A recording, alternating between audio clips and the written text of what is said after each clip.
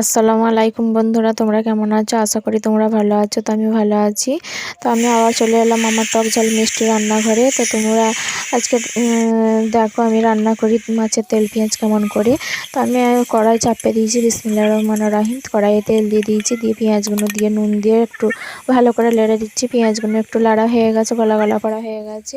তো এবার আমি এতে ধনেপাতার কাঁচা লঙ্কাটা দিয়ে একটু নেড়ে নেবো। তো ভালো করে নেড়ে নিয়েছি, দিয়ে এবার আমি এতে মশলাগুলো দিয়ে দিচ্ছি, লঙ্কা গুঁড়ো, ধনে গুঁড়ো, জিরে গুঁড়ো, সব রকম মশলাটা দিয়ে করে নিচ্ছি। দিয়ে গোটা জিরে দিয়ে দিচ্ছি ফোড়নে।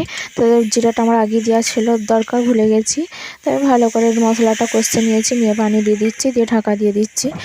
তো তার আগে বলি বন্ধুরা, এখানে ততক্ষণ তো আমার টক ঝাল মিষ্টি রান্নাঘরে যদি আমার রান্নাটা ভালো হয়ে থাকে তাহলে আমার অবশ্যই একটা কমেন্ট করবে, আমার চ্যানেলটাকে সাবস্ক্রাইব করে দেবে আর একটা লাইক করে দেবে।